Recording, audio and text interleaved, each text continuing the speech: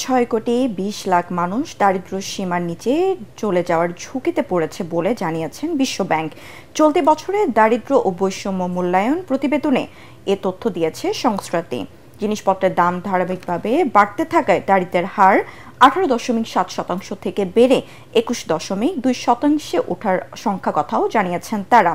শহর ও গ্রামে ব্যাপকভাবে কর্মসংস্থান সৃষ্টি এই পরিস্থিতি সামাল দিতে পারবে বলে সুপারিশ বিশ্বব্যাংকের। ইমদাদুল্লাহ বাবু রিপোর্ট। রাজধানীর গুলশানে একটি হোটেলে বাংলাদেশে 2025 সালের দারিদ্র্য ও বৈষম্য মূল্যায়ন প্রতিবেদন প্রকাশ করে বিশ্বব্যাংক।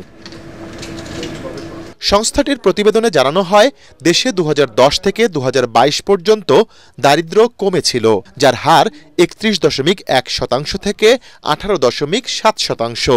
একই সময়ে অতি দারিদ্র্য 12.2% থেকে কমে হয়েছিল 5.6%। যদিও 2016 সাল থেকে দারিদ্র্যের হার কমায় ছিল ধীর গতি।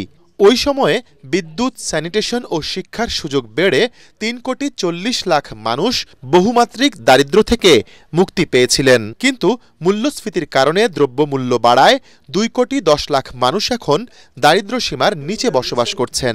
2023 থেকে 2024 সালে 20 লাখ মানুষ হারিয়েছেন কর্মসংস্থান। এবছর আরও 8 লাখ মানুষ বেকার হবে বলে আশঙ্কা করছে বিশ্বব্যাংক।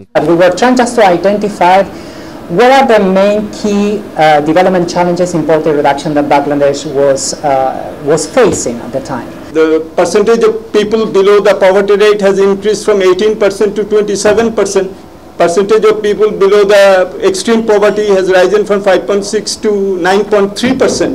So what does these speak about? অনুষ্ঠানে বক্তারা বলেন, অর্থপাচার, আইন শৃঙ্খলা পরিস্থিতির অবনতি ও রাজনৈতিক অস্থিরতার কারণে বাংলাদেশের অর্থনীতি চাপের মুখে। এক্ষেত্রে সরকারের ভূমিকা নিয়ে হতাশা জানান কেউ কেউ। The law and order situation remains in a steady manner, otherwise poverty will be going down further. We can pose a question. 15 months of reform discussion, transition to elected government in 3 months. At the end of the day, is it going to be a elite created illusion of change, or will we see a persistence of those wrong intensive which have really brought us to where we are? If Bangladesh is going to move to the next stage, it needs higher quality growth, more inclusive growth, and growth that is centered on job creation. প্রতিবেদনে বিশ্বব্যাংক বলছে, দারিদ্র্য কমানো ও মানুষের মর্যাদা নিশ্চিত করার কার্যকর উপায় নতুন কর্মসংস্থান সৃষ্টি। এক্ষেত্রে যুবক, নারী এবং ঝুঁকিতে থাকা জনগোষ্ঠীর কাজের ব্যবস্থা করা জরুরি। ইমদাদুল্লাহ বাবু, ATN বাংলা, ঢাকা।